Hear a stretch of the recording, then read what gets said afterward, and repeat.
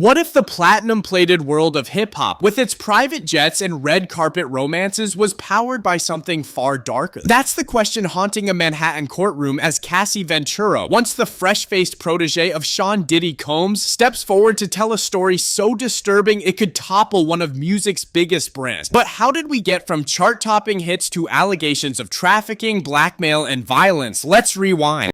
In 2006, 19-year-old Cassie sprinted out of the Connecticut suburbs into Diddy's office and left with a 10-album bad boy deal, every fledgling artist's fantasy. Yet after the smash single Me and You, her discography stalled at a single LP. Fans scratched their heads, Combs tightened his grip. But that stalled career was just the first warning sign. What started as studio late nights turned into candlelit dinner. Cassie says their relationship slipped from professional to personal in months, tilting the power dynamic. She was barely out of her teens. He was a 37-year-old industry kingmaker with a billion-dollar empire. And when a kingmaker feels crossed, the backlash can be brutal. In 2007, Cassie recalls riding in Diddy's SUV. A simple disagreement erupted. She says he hit her, sending her to the Escalade's floor. Shocked and silent, she learned lesson one. Combs' charm had a violent flip side. Friends were iced out, phones confiscated, appearances tightly managed. Control established, the next phase began. At 22, Cassie says she was told to arrange what Combs called freak-offs, multi-partner marathons drenched in booze, drugs, and cameras. Some lasted 4 days. She testified the total ran into the hundreds. What she once dismissed as just one wild night metastasized into a weekly ritual. But the tapes rolling in the background would soon become his favorite weapon. Each session was filmed. Cassie told jurors Combs kept the videos on his phone, replayed them mid-flight, and reminded her, "I own you."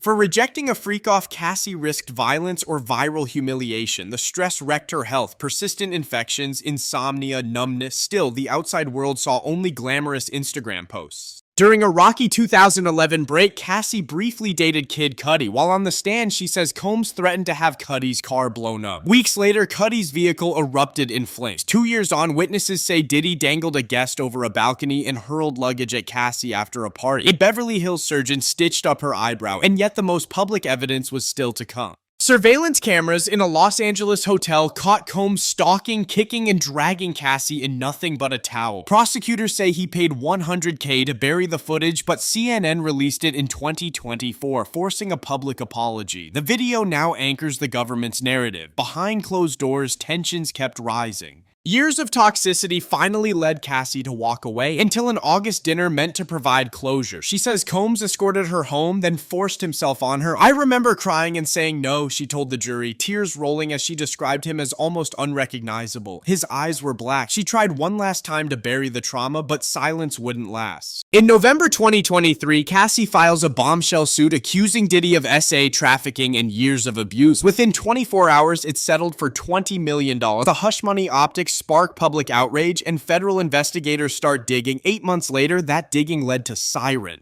Agents stormed Combs' homes in Los Angeles and Miami. A newly unsealed indictment alleged a criminal enterprise stretching back to 2004, trafficking, kidnapping, arson, bribery, obstruction. Combs was arrested on 16 September and denied bail as a flight risk with limitless resources. The mogul who once flew private now awaited trial behind bar. By the 5th of May 2025, Judge Aaron Subramanian grilled potential jurors about that viral hotel video and even asked if they recognized names like Michael B. Jordan or Kanye West, hinting at future witnesses. A panel of 12 New Yorkers and 6 alternates was sworn in. Then the courtroom lights switched fully on.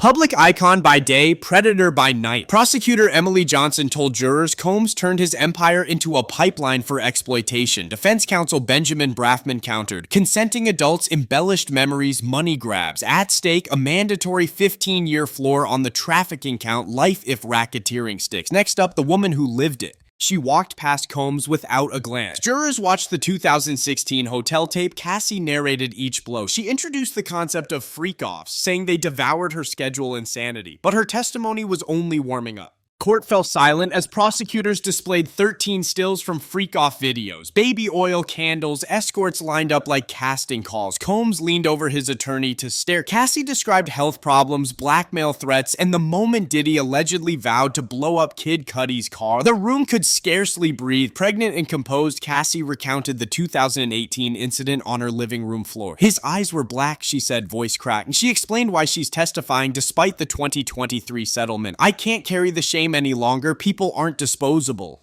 Cross-examination begins today, with defense lawyers poised to paint her as a spurned ex in search of a payday. Cassie's words have already pierced Diddy's once bulletproof image, but this trial is only halfway up the mountain. Bodyguards, hotel security, and other accusers are waiting in the wings, and Combs' legal team is sharpening its rebuttal. Whether the jury accepts Cassie's account or views it as a decade-old relationship gone sour, the testimony has exposed fault lines in an industry long accused of shielding its titans. As cross-examination begins, one question looms. If Cassie's story has been hidden for almost 20 years, what else is still buried beneath the beats?